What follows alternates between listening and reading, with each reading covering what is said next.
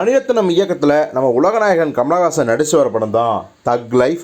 இந்த படத்தில் ஏற்கனவே நிறைய ஹீரோக்கள் இருக்காங்க அப்படிங்கிறத நம்ம சொல்லிட்டோம்.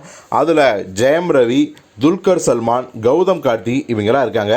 இப்போ இந்த படத்தோட ஷூட்டிங் சென்னையில் ஆரம்பித்து அதுக்கப்புறம் ரஷ்யா போய் அங்கேருந்து செவ்வியாவில் வந்து 2-3 ஷெட்யூல் முடிச்சு இப்போ மீண்டும் பார்த்தீங்கன்னா சென்னையில் 3 இடங்களில் பிரம்மாண்டமான செட்டுகளை போட்டு ஷூட் பண்ணிட்டுருக்காரு. இப்போது இந்த படத்தில் இப்போ மிகப்பெரிய ட்விஸ்ட் என்னென்னா, இந்த படத்துலேருந்து நம்ம துல்கர் சல்மான் விலகி விட்டார் அப்படிங்கிறது தான். ஏன் அப்படின்னா, இவர் வந்து இந்த தக்லை படத்துக்காக கொடுத்த இந்த டேட் எப்போ அப்படின்னா இந்த 2024 ஜூன் மாதம் மாதிரி தான்.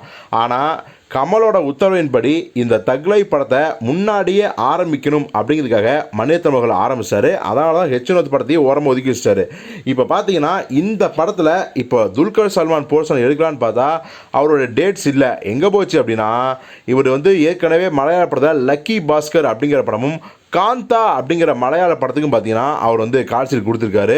ஸோ இதனாலேயே பார்த்தீங்கன்னா இந்த தக் லைஃப்பில் நடிக்க முடியாது அப்படிங்கிற மாதிரியான ஒரு பிரச்சனை எழுந்திருக்குது.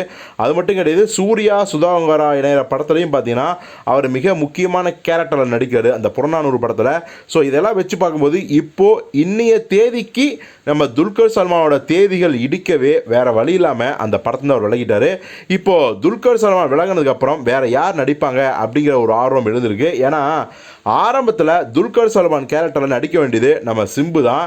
சிம்பு பார்த்தீங்கன்னா கமல் தயாரிக்கிற தேசிங்க பெரியசாமி இயக்கிற STR 48 படத்துக்காக அந்த படம் பீரியட் ஃபிலிம் அப்படிங்கிறதுக்காக ஒரு நீண்ட தலைமுடியோடு இருக்கார்.